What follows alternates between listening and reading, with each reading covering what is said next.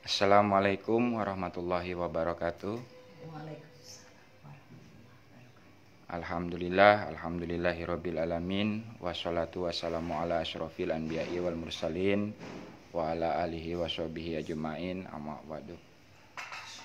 Pertama-tama saya panjatkan puji syukur kepada hadirat Allah Subhanahu wa taala yang telah memberikan nikmat iman, Islam, ihsan kepada kita sehingga kita masih dipertemukan, dikumpulkan di tempat ini untuk melakukan zikir nafas berjamaah dan diskusi tentang sadar Allah. Salawat serta salam kita curahkan kepada Habibana wa Nabiyana Muhammad sallallahu alaihi wasallam. Mudah-mudahan kita ini adalah salah satu umatnya yang mengikuti ajaran beliau sampai yaumil akhir nanti. Pada kesempatan hari ini, alhamdulillah ini masih diberikan keistiqomahan oleh Allah. Ada Bu Komala Santi, Bu Hajah Komala Santi, dan ada Bu Hajah Diana. Mirna Diana lagi. Kenapa jadi inget Diana sini? Jadi alhamdulillah, walaupun kita hanya bertiga di sini ya Bu ya, kita lakukan semua ini karena Allah. Mudah-mudahan kita ini selalu ada dalam lindungan dan bimbingan Allah. Nah, kita sebelum melakukan acara ini, kita sama-sama memohon kepada Allah agar untuk membukakan hati kita, menjernihkan akal pikiran kita, sehingga kita menerima kebenaran-kebenaran dari Allah. Nah, di sini kita akan diskusi atau ngobrol. Temanya itu memahami makna godaan setan yang ada di dalam diri. Nah, ini salah satu yang harus kita pahami, yang harus kita kenali, yang disebut dengan gaib yang ada di dalam diri. Nah, setan di sini itu bukan berarti bentuk wujud seperti kuntilanak, genderuwo atau yang lainnya ya Bu ya. Tapi setan yang saya maksud tadi itu yaitu berbentuk bisikan. Nah, karena setan itu menggoda kita melalui bisikan-bisikannya. Ya. Nah, setan itu bisa membisikkan kepada perasaan kita, penglihatan kita, pikiran kita. Ya.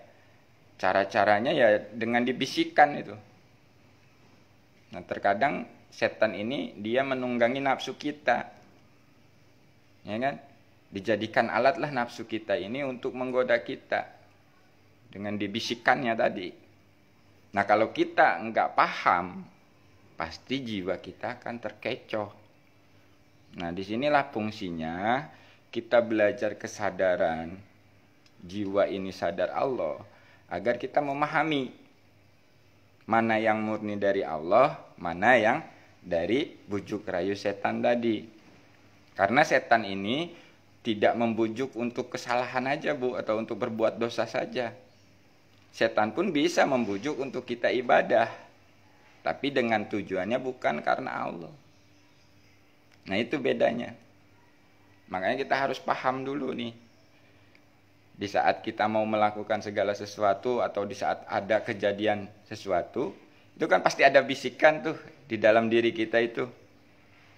Ada yang ngebisikin ke pikiran misalkan, dah kamu begini aja, begitu aja. Nah, kan gitu. Misalkan gini, ada yang menggoda gitu kan. Menggoda ibu misalkan. Kalau iman ibu kuat, ya kan? Kesadaran ibu kuat menyadari Allah, ya kan?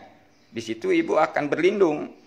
Tapi kalau di saat imannya lemah, kesadarannya lalai, nah di situ itu setan akan bisik-bisikan. Udah nggak apa-apa, nggak ada yang tahu, kan gitu ya. Udah gini gitu. Nah, jiwa kita itu kalau dibisikinnya, di saat dibisikin kayak gitu lalai, nggak sadar Allah. Nah, itu pasti akan terbawa kan dengan bisikan itu. Apalagi sudah ada sensasi. Nah, disitulah makanya fungsinya kita belajar kesadaran itu kan memahami itu Bu. Ya, memahami gaib-gaib yang ada dalam diri. Yaitu bisikan setan pun gaib kan.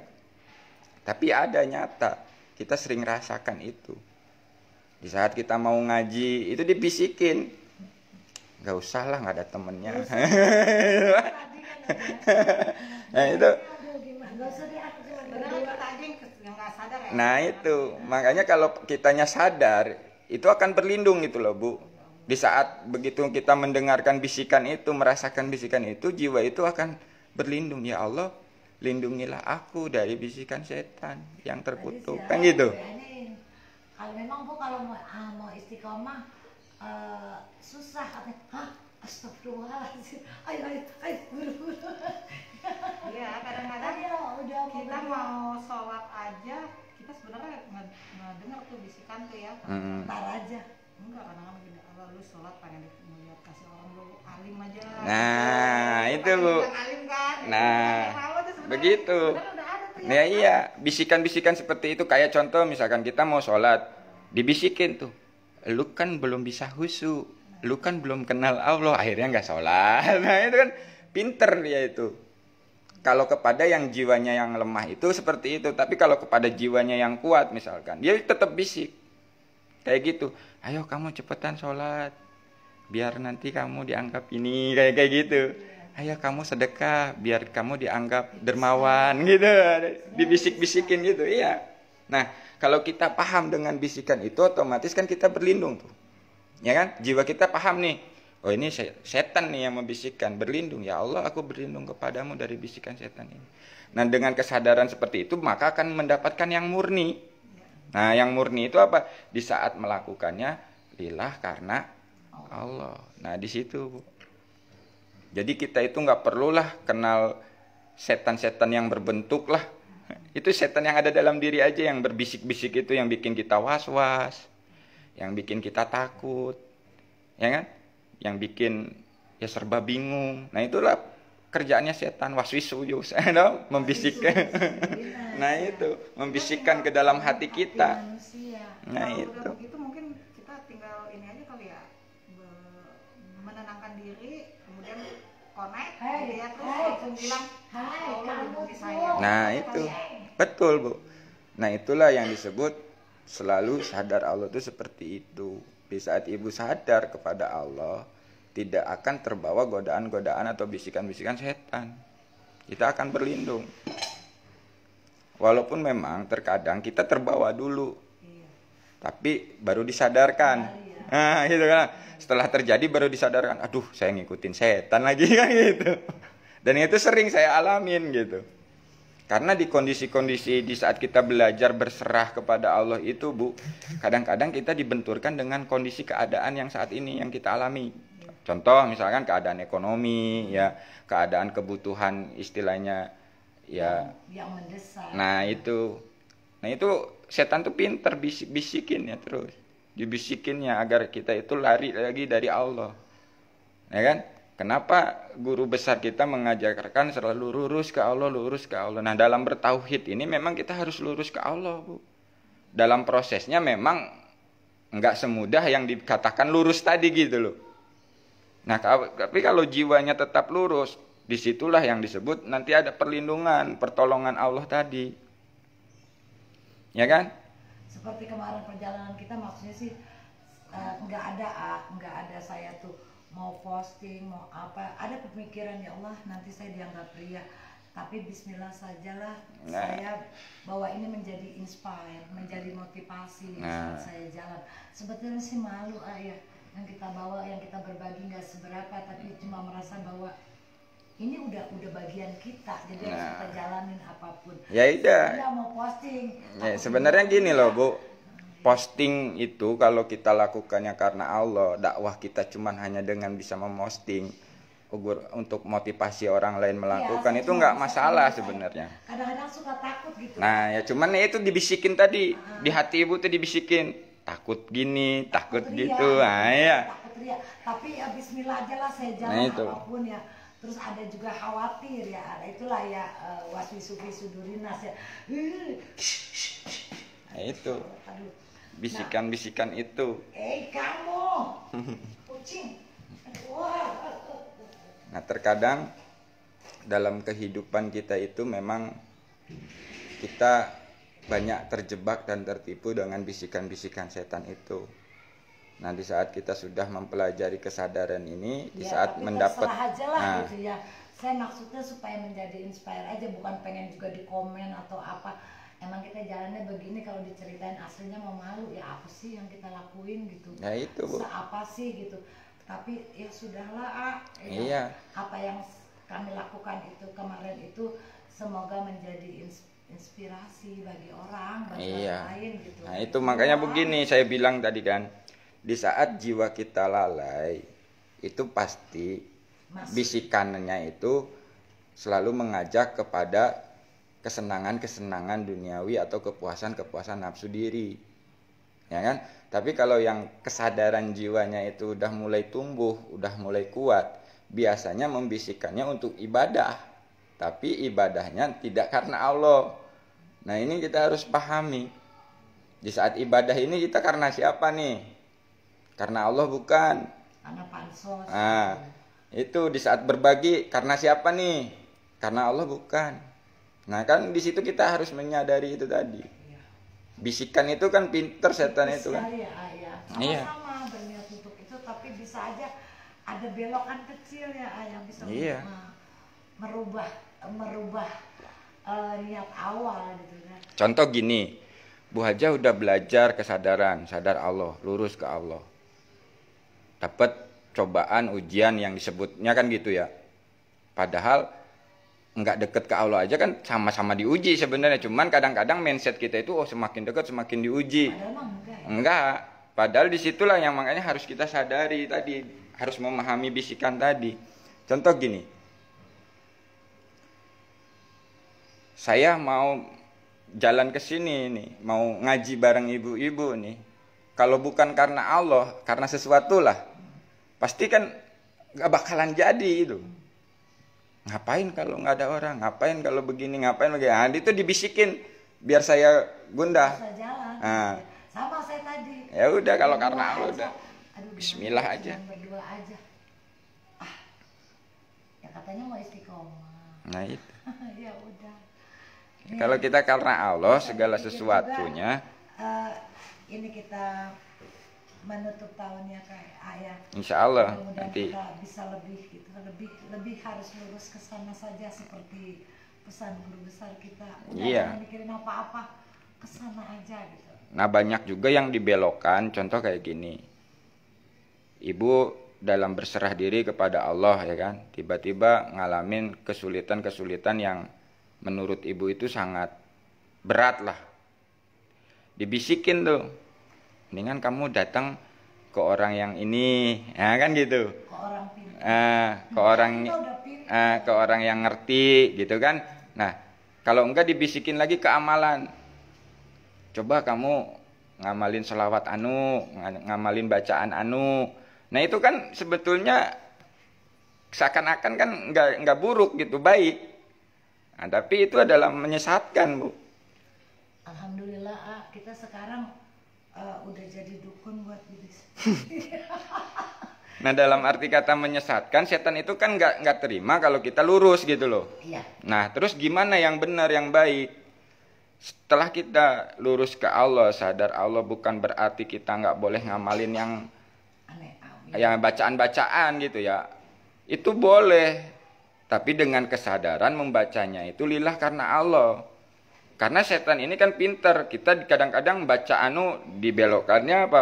Meyakini padilahnya, meyakini bacaannya, kalau nggak baca ini ya nggak bakalan bisa, kan gitu. Nah, jadi dibikin bingung kita itu, ya kan? Baca sholawat kamilah, baca nurbuat, kayak gitu kan? Biar nanti urusan kamu selesai. Nah, setan tuh pinter, ngebisikannya baca nurbuat, begitu selesai baca nurbuat terus selesai masalahnya. Tuh kan bener nggak? Bener nggak? Nah, kan gitu. Tuh kan, saya bilang bener kan? Kamu baca nurbuat, masalah kamu selesai. Akhirnya keyakinan kita, jiwa kita itu goyah lagi, belok ke situ. Lebih yakin ke nurbuat. Nurbuatnya ada Pak. Nah, itu. Tapi kalau kita baca nurbuatnya lillah karena Allah, begitu selesai masalahnya itu menyadari Allah lah yang menolong. Gitu loh, Bu. Nah, ini dalam berketauhidan itu harus benar-benar lurus tuh di situ. Jangan sampai ada yang selain Allah, hanya Allah. Tapi bukan berarti kita nggak boleh melakukan apa-apa. Justru di situ kita melakukan apa-apanya karena Allah. Tapi kadang-kadang ujian ada dalam situ, seperti pernah saya alami dalam kondisi kehidupan saya sedang begono lah, ini bentuknya. Jadi ya belum sampai sih saya seperti sekarang gitu, karena semuanya melalui proses ternyata, waktu dan sebagainya. Di saat kemudahan saya ini, saya dikasih sebuah amalan, itu salawat lam yahtalin kotu toha gitu. Saya nggak tahu, cuman saya tahu terjemahannya masa lalu itu, sekian tahun yang lalu. Jadi di saat rumah tangga saya dan ini pokoknya sedang rame banget dah gitu. Jadi saya dikasih itu dan stylenya saya tuh diijazah seperti itu. Yang terjadi itu saya ada satu kayak bilang, ibu jangan keterusan, nanti ininya mengsong gitu kan, karena nggak ada bimbingan yang jelas. Nah di dalam situasi yang memang saya masih muda, rumah tangga ancur-ancuran segala macam, tapi alhamdulillah Allah kasih saya itu belum pernah berbelok ke meganuan, nah pokoknya ya gitu. Pokoknya saya orangnya sedikit agak keras, dan ajaran dari kecil ya seperti itu. Kakek saya cukup keras mendidik saya masalah agama, masalah apa gitu. Jadi itu terjadinya sama saya sampai terasa terbentur ya. Jadi ada lamiyah talimot. Saya berniat setiap tahun itu kan saya belanja untuk berbagi gitu. Dulu ada goro masih rame-rame. Kan itu kita baca, ini kan bahan berjalan kan. Kayak mau puasa itu kita beli sirup sekian puluh botol, beli kopi, gula gitu. Saya bingung kan, itu kan mereka bungkus di sana. Begitu turun kan harusnya begitu. Kita tinggal ngitung aja sekian. Saya bingung ngelihat ini. Lah, kok cuma 1,5 juta? Ini saya menganggarkan, terus terangnya bukannya bercerita sombong, bukan. Ini terjadi dalam hidup saya. 10 juta ini belanja tahun segono, tahun di saat orang sedang yang 98 kebetulan rezeki moneter. Rezeki saya saat itu sedang lumayan lah, tapi kehidupan rumah tangga saya sedang hancur-hancuran. Jadi saya sudah anggarkan 10 juta lah, segitu banyak sampai 2 bagasi taksi itu saya bayar cuma 1,5 juta. Pulang saya hitung berdasarkan harga. Astagfirullahaladzim, ini kekurangannya sampai 7 juta. Ini bagaimana? Kan itu goro ya. Jadi kan ban berjalan itu kan nggak mungkin salah. Baru saya pada bangun salah. Itu saya sedang, apakah itu kebetulan atau bagaimana? Padahal memang saya anggarkan 10 juta kurang lebih. Yang saya bayar cuma 1,5 juta. Saya hitung lagi di rumah, itu kekurangannya sekitar 7 jutaan. Lah saya mabok. Masya Allah, ini saya cuma berpikir mabok apa? Saking bodohnya saya. Bukannya saya senang karena memang kita udah dianggarkan, kebetulan kalau urusan rezeki lagi ada lah di saat orang-orang pada makan singkong tahun segitu. Tapi Allah kasih, kebetulan saya sedang ada. Kan bingung. Saya hitung, akhirnya saya konsultasi lagi, kata Kiai itu, udah ibu kelebihannya beliin kambing aja. Buat diapain? Dibagi-bagi. Ya udah saya kasih. Nah udah terjadi itu. Saya sedang mengamalkan itu sampai gila-gilaan, sampai ngelotok tuh. Karena memang saya mau menyelamatkan rumah tangga saya waktu itu ya. Saya dijazah itu. Nah terus udah Ijazah tuh maksudnya dibaiat.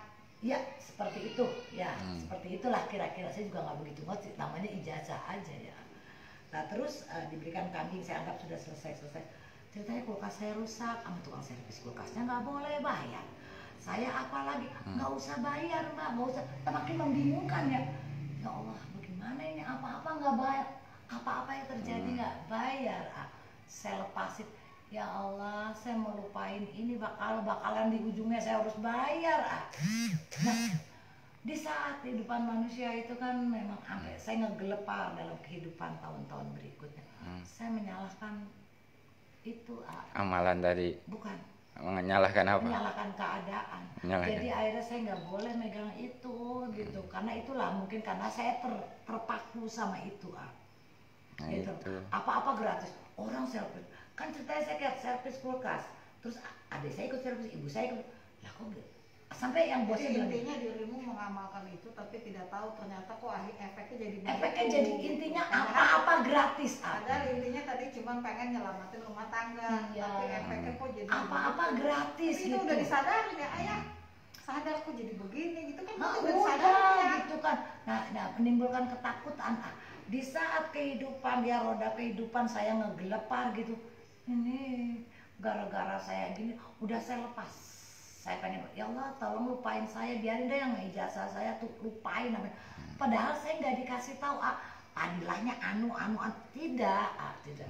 Termasuk 7 bulan saya hantem sama itu, dalam keadaan mental. Saya cuma emang alhamdulillahnya saya nggak gila juga. Saya gilanya di situ, gila sampai banyak. Nah ini saya akan sedikit jelasin kepada ibu bahwa memang Allah menciptakan hukum alam, sebab akibat. Ya, misalkan gini, ada sebuah amalan kalau dibaca kita walaupun nggak tahu padilahnya, itu memang sebenarnya otomatis akan terjadi. Nah, tapi yang jadi masalah akhirnya kita akan menuhankan bacaan itu, amalan itu. Allahnya dihilangkan gitu loh. Nah, sedangkan kita ini kan sekarang belajar begini, meyakini semuanya itu Allah. Allah yang punya. Nah, ya kan? Jadi di saat kita membaca apapun itu harus karena Allah. Jadi akhirnya jiwa belibet. Nah, itu karena terkaitnya dengan keyakinannya kan ke situ gitu loh, bukan ke Allahnya. Nah, gini maksud saya, biar lebih cair ya, biar lebih terbuka. Di saat kita keadaan susah, terus mengamalkan sholawat kamilah misalkan, ini ya contoh. Ya memang sebenarnya kita minta ke Allah, tapi dengan keyakinan kita membaca sholawat kamilah ini ada solusi dan dapat rezeki yang melimpah kan gitu. Akhirnya kita lakukan nih, baca setiap malam itu misalkan 1200 misalkan gitu, baca terus. Nah sebetulnya kalau kesadaran yang nggak ke Allah itu bagaikan ibaratnya kayak sugesti sebenarnya Bu. Jadinya bacaan itu adalah sugesti diri kita untuk meyakini ada kekuatan itu melewati itu sehingga terjadi sesuatu. Nah begitu terjadi sesuatu akhirnya kita menuhankannya itu bacaannya itu. Oh iya ya, gara-gara baca salawat. Nah kalau nggak baca salawat ini nggak bakalan bisa. Nah jadi kan istilahnya meremehkan Allah di situ. Nah sesungguhnya kalau misalkan kita yakinnya kepada Allah, memang Allah nolong, tanpa baca apapun ditolong gitu loh. Yang terjadi sebaliknya sama saya. Jadi di saat saya udah ngelotok itu Kanzul Aras, doa Akasha itu sampai udah ngelotok di ini saya. Pokoknya sudah sampai kayaknya udah masuk banget gitu. Pas terjadinya apa-apa saya serba gratis. Belanja gratis, naik taksi supirnya nggak mau dibayar, servis gratis, apaan aja gratis, kan saya bingung gitu kan. Terus akhirnya saya tinggalkan, saya takut, padahal mah itu masya Allah bagus banget. Sekarang masa saya ngeliat tulisan itu, Kanzul Aras enggak gitu. Ya sebetulnya gini loh Bu, kalau ibu mau tetap mengamalkan itu nggak apa-apa. Takut. Nah dalam arti kata itu jangan takut apa ya, istilahnya membacanya itu harus lillah karena Allah. Ya itu kan belum nyampe aduh. Nah itu. Saya tinggalkan udah, buang. Jadi sebenarnya gini, kenapa harus kita sadar Allah dulu harus karena Allah ya? Karena disitulah nanti ada yang disebut kelilahan, lillahi ta'ala dalam beribadah, dalam membaca, dalam mengaji, dalam. Nah itu kalau jangan sampai kita terjebak dengan kita itu ngaji karena pengen ini, kita baca ini karena pengen ini, jadi bukan karena Allah, bukan lillah gitu loh.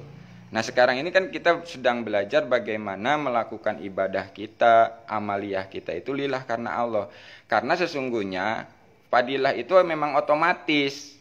Nah disitulah yang sebetulnya pertolongan yang tanpa diduga-duga, rezeki yang tanpa disangka-sangka kan gitu. Nah itu yang akan kita dapatkan itu nggak perlu kita tuju lagi. Karena apa di situ kita, kesadaran kita kalau sudah karena Allah, oh ya ini pertolongan Allah, jadi bukan pertolongan sholawatnya lagi gitu loh Bu. Dapat yang gratis-gratis, oh ini pertolongan Allah gitu loh, jadi bukan pertolongan sholawatnya lagi. Takut nanti saya dibayarnya benar pada saat saya kondisi sedang menggelepar di garis bawah. Ya Allah, apakah ini kemarin gratis? Contoh ginilah, kalau kita pakai akal pikir sehat kita ya, kalau memang bacaannya yang bisa merubah, ya kan? Yang udah nggak perlu ngapa-ngapain, baca itu aja. Itu aja udah ya, nggak usah sholat kalau perlu. Nah kan gitu ya. Nah di sini makanya kita harus buka akal pikiran sehat kita. Iya, saya bersyukur. Nah, hati kita harus buka, kan gitu. Jangan sampai terjebak di situ. Contoh gini, ada orang keyakinan dengan baca sholawat bisa beli rumah, bisa beli mobil, bisa beli apapun itu dengan hanya sholawat. Sholawat saja, perlu sholat kalau perlu. Nah gitu kan. Nah kalau memang punya keyakinan seperti itu, di situ kan tanpa sadar dia menduakan Allah Bu dengan sholawat, kan gitu. Dia nggak menyadari kalau sesungguhnya kemudahan-kemudahan itu Allah yang berikan. Nah, yang jadi masalah kan di situ. Sekarang ini kita harus pelajari. Nah, di saat kita lurus aja itu kan dibisikin untuk beloknya ke situ lagi kadang-kadang. Misalkan yang saya alami lah di saat dipentokkan dengan kondisi yang pas-pasan lah gitu kan, nggak ada, itu kan dibisikannya begitu, ngamalkan ini, ngamalkan itu. Dan kemarin pun ada teman saya yang ngalamin hal seperti itu, begitu cerita ya saya ketawa karena sudah ngalamin gitu loh. Nah, belajar lurus ke Allah, dia lari cari lagi amalan ini, cari lagi guru yang seperti ini. Nah sehingga dia merasa bosan karena di belajar DNSA ini cuman lurus mulu gitu loh. Seperti yang nggak ada wah-wahnya gitu. Padahal sesungguhnya kalau kita memang sudah berserah diri total kepada Allah, itu wahnya itu luar biasa. Otomatis ya. Otomatis sebenarnya. Tanpa diminta malah dapat sendiri lah. Nah itu Bu. Nah kita ini kan sekarang ini sedang belajar bagaimana apapun keadaannya tetap bahagia kan gitu. Amin. Ya kan? Contoh gini, yang dicontohkan Rasulullah lah. Rasulullah itu ngalamin kehidupan yang bukan enak aja, tapi ngalamin yang gak enaknya, tapi tetap beliau bahagia. Nah itu yang harus kita contoh gitu loh Bu. Nah ternyata setelah saya pelajari, saya pahami, oh karena kesadarannya itu selalu menyadari Allah tadi. Sedang diuji kesadarannya tetap menyadari Allah, jiwanya tetap bersama Allah gitu loh. Sehingga ya seberat apapun masalahnya, seperih apapun masalahnya, dimampukan oleh Allah untuk melewati. Nah itu yang kita harus pelajari. Nah di saat kita belajar lurus ke Allah, setan ini kan gak terima nih, ya kan? Karena dia pengen ada temennya nanti. Tapi kata Allah apa? Engkau tidak akan bisa menggoda kepada yang bertakwa kepadaku, yang sabar kepadaku, kan gitu. Nah disitulah kalau kita sekarang sadar Allah, berserah kepada Allah, nggak bisa digoda Bu. Karena apa? Di saat dia goda kita sadar, akhirnya berlindung kepada Allah dari godaan-godaan itu, sehingga tidak belok lagi kepada selain Allah. Nah ini perlunya kita memahami tadi yang saya bilang, bisikan-bisikan setan yang ada di dalam diri untuk membelokkan akidah kita, untuk membelokkan keyakinan kita, untuk membelokkan ketauhidan kita. Nah karena di sini itu kalau kita nggak pahami, banyak yang terjebak, ya kan? Udah dikasih jalan yang mudah oleh Allah, ini loh kamu amalkan ini, aplikasikan ini, mudah gitu, nggak banyak syarat, nggak bertele-tele. Tapi kenapa kok kita malah mencari-cari yang lebih ribet lagi gitu loh. Udah dikasih yang mudah, malah cari-cari yang ribet, akhirnya muyur-muyur lagi. Akhirnya apa? Meyakininya itu meyakini metode-metodenya, meyakini ilmu-ilmunya, meyakini pembimbing-pembimbingnya, bukan meyakini Allah lagi. Nah itu jebakan-jebakan setan di saat kita mau belajar lurus ke Allah itu. Makanya guru pembimbing kita selalu mengatakan, udah lurus ke Allah. Berguru ke Allah. Dalam arti kata di sini itu bukan berarti nggak boleh berguru pada manusia kan gitu. Dan untuk keilmuannya, pengetahuannya kita boleh berguru kepada manusia. Tapi dalam aplikasi kehidupan nyatanya kita memang harus berserah ke Allah, berguru kepada Allah, minta bimbingan Allah. Tanpa bimbingan Allah nggak bisa kita menjalani kehidupan ini sesuai dengan kehendak Allah. Pasti benturannya yaitu tadi, dengan bisikan-bisikan setan yang ada di dalam diri kita, sehingga kita itu nggak meyakini keberadaan Allah yang dekat. Kan selama ini kita itu masih meyakini mindset pikiran kita di saat kita mau komunikasi sama Allah itu harus pada saat-saat tertentu gitu loh. Ya kan? Contoh misalkan dalam sholat, dalam berzikir. Nah padahal kalau kita mau sadari, kalau jiwa kita sudah menyadari selalu bersama Allah, kapanpun kita bisa komunikasi gitu loh. Makanya disitulah yang di saat kita ta'awudz itu kan, a'udzubillahi minasyaitonirrajim gitu kan, aku berlindung kepada Allah dari godaan setan itu, setan-setan terkutuk itu. Nah di saat ibu dibisikin, jiwa ibu sadar pasti berlindung kepada Allah, berlindung kepada Allah, sehingga di situ dapat bimbingan gitu loh. Ibu menjalani kehidupan ini sesuai dengan kehendak Allah, bimbingan dari Allah. Bukan berarti nggak boleh belajar gitu loh Bu ya. Belajarlah karena Allah juga. Ibu mau belajar fikih ya karena Allah. Belajar ilmu misalkan tentang sholat ya karena Allah, tentang wudhu ya karena Allah aja sudah.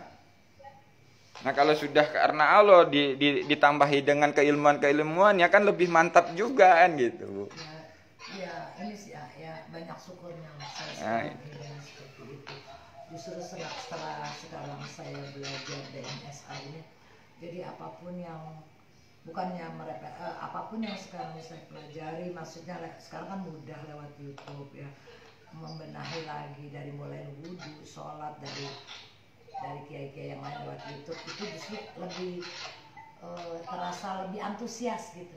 Nah itu, di saat ibu sudah melengkapi itu semua untuk ibaratnya ya melengkapi dalam kesadaran, ya sudah, kita. Jadi sekarang justru dengan saya belajar DM ini, kayaknya saya nggak boleh begini nih, rombeng nih ibarat kain ya. Saya harus nambalnya gitu. Jadi seperti saya sekarang seperti memulai lagi sesuatu. Iya, nah di saat mau melakukan itu kan bisikan setan tuh ada aja. Udah yang penting sadar Allah aja, udah nggak usah ngapa-ngapain, kan gitu. Nggak usah sholat, nggak usah sholat, kamu udah bersama Allah, kan itu. Santai bro. Nah, nggak, tapi justru yang terjadi sama saya adalah bukan saya membanding atau bagaimana. Justru saya merasa bahwa sekarang ini saya terinspire ini untuk lebih dari awal lagi. Kayak Adi Hidayat itu kan ngajar ini dari wudhu, dari apa yang bener. Nah itu justru saya sekarang menjadi lebih saya harus ngebenerin gitu kan. Nah itu Bu, sebetulnya begitu, kita sadar Allah dengan keilmuannya itu kan lebih bagus. Maksudnya dalam keilmuan syariatnya gitu ya. Nah kita tahu ilmu syariat aja tapi nggak menyadari, nggak karena Allah, ya kan? Nah di situ kan akan menjadi sebuah ya ribet sendiri. Nah itu sebenarnya bumerang, ya kan? Sekarang justru saya terinspirasi untuk memulai lagi gitu kan. Yang kemarin mungkin saya semacam sudah tersesat dan saya nggak boleh membiarkan itu nak. Terus saya nggak boleh tersesat. Jadi saya begini. Jadi saya seperti memulai lagi dari bawah. Iya. Dari wudhu lagi sekarang. Nah itu makanya saya bilang kemarin, sadar Allah itu adalah pondasi dasar Bu. Ibaratnya kalau dibilang gerbang itu ya gerbang. Nah kita harus lebih dalam lagi dalam aplikasinya seperti apa sehingga segala sesuatu itu bernilai ibadah di hadapan Allah. Makanya sebenarnya kalau ibu udah menyadari semua perintah Allah itu udah pasti otomatis sesuai dengan amanah tanda perintah sebenarnya. Sudah. Nah, jadi nggak usah dicari-cari lagi amanah tanda perintah, tapi ibu cukup sadari aja. Contoh kayak ginilah contoh kecilnya. Di saat ibu menyadari mandi ini perintah dari Allah, nah itu pasti udah otomatis dengan ATP-nya. Nah, ya kan gitu. Ya kan? Contoh gini, ibu menyadari mandi perintah dari Allah, amanahnya tubuh, tandanya bau kan gitu perintahnya. Mandi itu udah pasti melikupi gitu loh. Jadi nggak usah dicari-cari. Yang penting ini kesadarannya aja. Dalam melakukan apapunnya itu harus perintah Allah tadi, Bu, kesadarannya. Nah, di situ kunci-kunci utamanya ternyata kembali lagi kepada kesadaran kita. Ya, jiwa ini harus tetap sadar Allah agar tidak tertipu daya oleh bujuk rayu setan. Ya, setan ini bisa juga memerintahkan kita ibadah tapi bukan karena Allah. Ya, tapi karena sesuatu. Karena ingin dipuji, karena ingin dibilang dianggap soleh, segala macam. Nah, sudah sadar Allah, dianggap sudah sadar Allah. Nah ini, jadi memang kalau kita nggak pahami, nah itu yang akhirnya banyak yang terjebak, tapi tidak menyadari. Nah disitulah kita sama-sama kita belajar, sama-sama kita pahami maksud dan tujuan sadar Allah yang sesungguhnya, sehingga kita itu benar-benar menjadi hamba Allah, menjadi saksi Allah, abdi Allah dan khalifah Allah, dan mengikuti apa yang diajarkan oleh Rasulullah kan itu. Saya bersyukur, coba kalau dari muda saya begini. Nah itu. Tapi ya, alhamdulillah. Balik lagi Bu, kan tadi saya bilang punya skenario masing-masing yang harus kita lewati masing-masing. Saya cuma bersyukur saat itu. Sekarang ini saya sampai di sini gitu. Kita kan selalu explore ya, jiwa kita itu mencari ya. Nah itu memang, nah ini dalam arti kata meluaskan kesadaran tadi itu. Kita meluaskan kesadaran itu dalam arti kata kesadaran kita memang harus meluas. Ya, meluas dalam keilmuan, dalam pengetahuan, kan gitu, dalam pemikiran. Saya tinggal dikit lagi mau apa sih? Allah pasti kasih gitu aja. Minta aja, berdoa aja, karena itu kan memang harus seperti itu. Ya itu. Karena kalau nggak minta sombong gitu ya. Nah, nanti ada yang datang bagaimana? Maksudnya ada yang datang, ada lah tukang Ada asing yang mau setor. datang diminta jadi istri kedua gimana? Si Ali, lu Lu. dikasih mobil, kasih rumah gimana lo? Kan kemarin aku nggak mau, Iya. dia kasih mobil juga nggak mau punya. iya, curhat.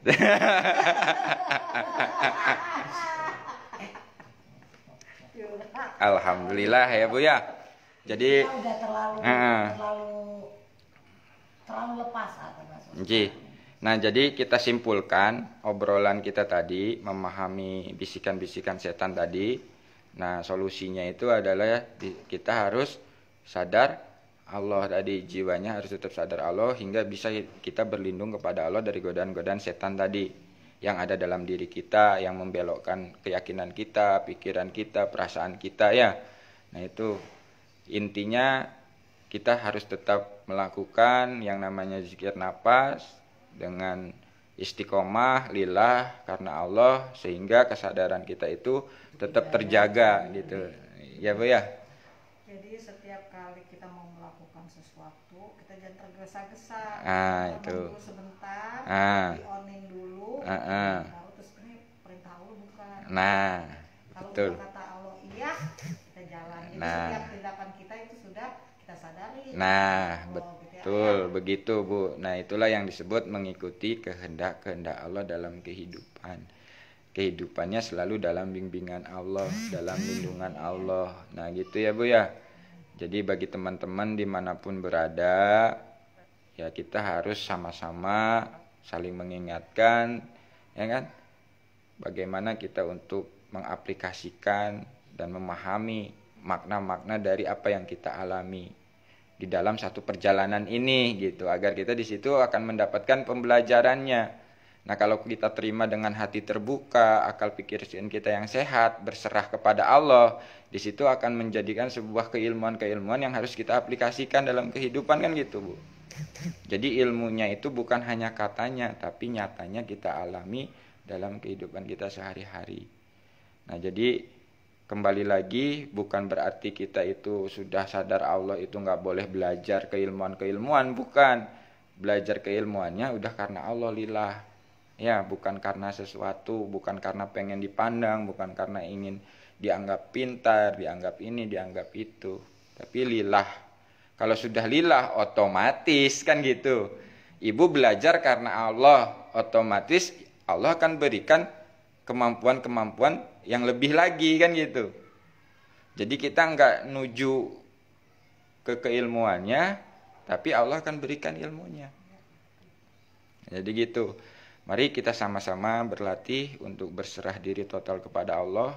Kita sama-sama zikir napas berjamaah. Ambil posisi yang nyaman, yang rileks. Sebelum kita melakukan zikir napas, kita lakukan penyerahan dulu kepada Allah, agar kita menuju ke Allahnya itu tidak terbebani dengan apapun. Bismillahirrahmanirrahim. Ya Allah, kuserahkan jiwa dan ragaku ini ya Allah. Ya Allah, kuserahkan harta-hartaku ini. Ya Allah, kuserahkan anak-anakku. Ya Allah, kuserahkan ilmu-ilmuku ini ya. Ya Allah, kuserahkan guru-guruku ini. Ya Allah, kuserahkan segala permasalahan dalam hidupku ini. Ya Allah, kuserahkan segala penyakit yang ada di dalam jiwa dan ragaku ini ya. Kosongkan hati kita dari rasa memiliki. Kembalikan semua kepada Allah. Inna lillahi wa inna ilaihi raji'un. Awal dari Allah, kita kembalikan semua kepada Allah. Sehingga jiwa kita menyadari tidak memiliki apa-apa, tidak bisa apa-apa, tidak tahu apa-apa di hadapan Allah. Lalu kita hadirkan Allah dalam hati kita dengan menyebut asmanya, dengan menyebut namanya, penuh rasa butuh, penuh dengan kelembutan. Ya Allah, ya Allah, ya Allah.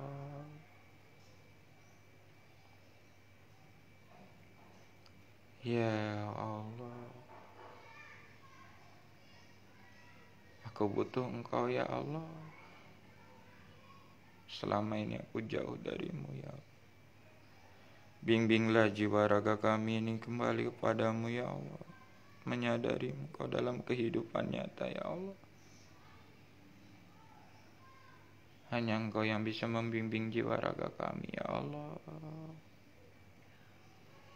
Ya Allah, ya Allah, ya Allah. Sadari Allah yang dekat. Kita minta ampun di hadapan Allah. Astagfirullahaladzim. Astagfirullahaladzim. Astagfirullahaladzim. Asyhadu an la ilaha illallah wa asyhadu anna Muhammadar Rasulullah. Allahumma sholli ala Sayyidina Muhammad wa ala ali Sayyidina. Ya Allah, bimbinglah jiwa raga kami untuk selalu berzikir, bersyukur, dan beribadah yang baik dan benar kepadamu ya Allah. Bimbinglah jiwa raga kami untuk selalu berzikir, bersyukur, dan beribadah yang baik dan benar kepadamu ya Allah. Bimbinglah jiwa raga kami untuk selalu berzikir, bersyukur, dan beribadah yang baik dan benar kepadamu ya Allah. La haula wala quwata illa billah. Pasrah total di hadapan Allah, matikan jasad kita, rilekkan tubuh kita. Jangan bergerak sedikit pun. Kita berserah. Sadari napas ini keluar masuk dengan sendirinya melalui hidung. Jangan kita atur, biarkan napas itu keluar masuk dengan sendirinya. Cukup kita sadari.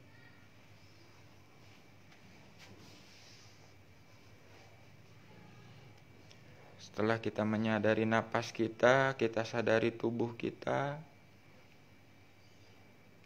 sadari perasaan kita sadari pikiran kita.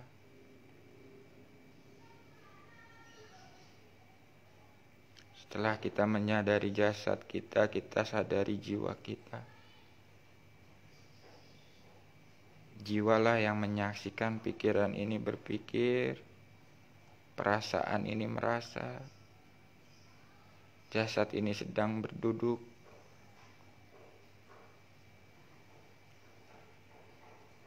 Setelah kita menyadari jiwa kita luaskan kesadaran jiwa kita. Kita luaskan kesadaran jiwa kita menyadari ruangan yang ada di sini.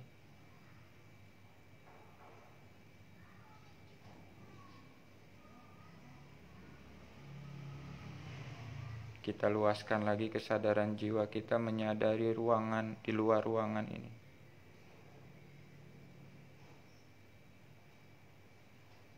Kita luaskan lagi kesadaran jiwa kita menyadari langit, bintang-bintang, galaksi-galaksi. Sampai menyadari alam semesta yang tiada batas.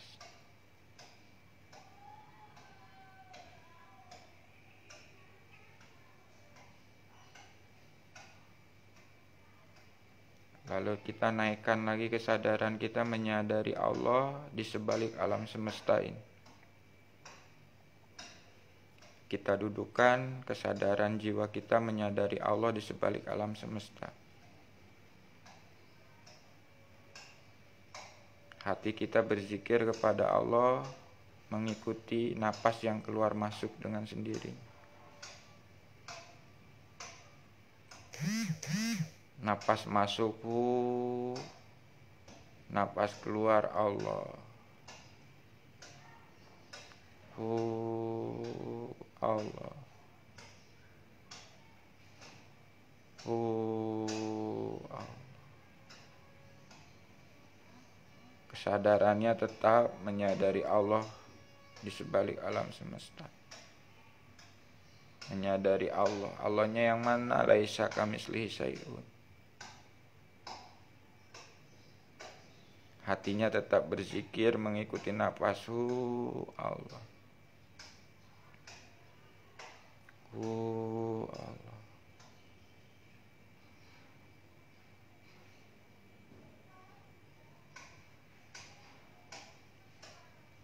Kita luaskan lagi kesadaran jiwa kita. Di saat hati ini zikirhu, kesadarannya semakin mendekat ke Allah. Di saat hati kita zikir Allah, kesadaran jiwanya semakin berserah di hadapan Allah. Mendekat, Allah berserah. Kesadaran jiwanya semakin mendekat dan berserah kepada Allah.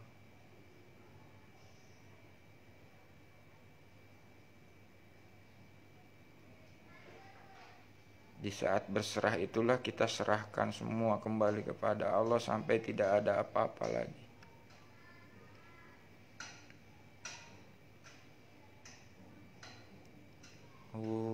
Mendekat, Allah berserah.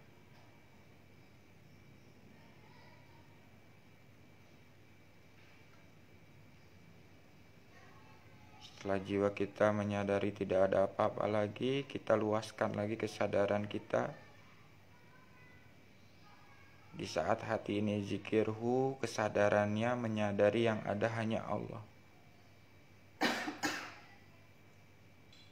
Di saat hati kita zikir Allah, kesadarannya menyadari yang ada hanya kekuatan Allah.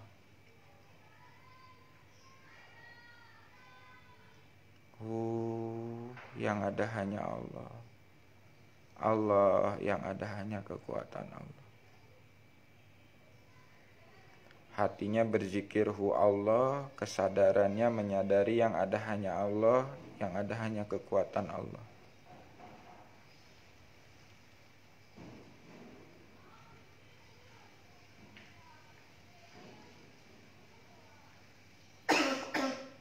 Setelah kesadaran kita menyadari yang ada hanya kekuatan Allah, kita luaskan lagi kesadaran kita masuk ke dalam kekuatan Allah.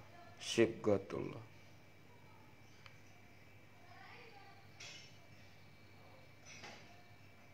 Hatinya tetap hu Allah. Kesadaran jiwanya sibghatullah masuk ke dalam celupan Allah. Sehingga jiwanya menyadari segala kekuatan itu dari Allah. Nah, dengan kesadaran sibgo inilah kita bisa aplikasikan untuk 3T ATP dalam kehidupan. Kesadaran kita dudukkan dalam sibghatullah, dan kita bisa aplikasikan dalam 3T ATP dalam kehidupan.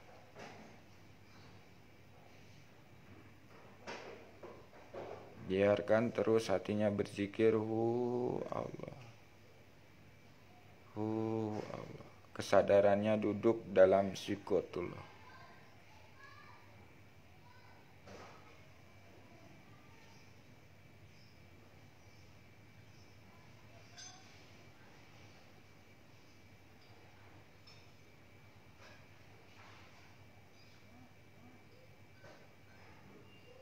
Baik, saya akan akhiri siaran langsungnya.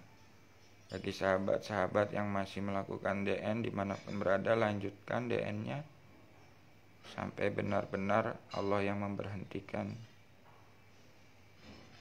Saya akhiri acaranya. Wassalamualaikum warahmatullahi wabarakatuh.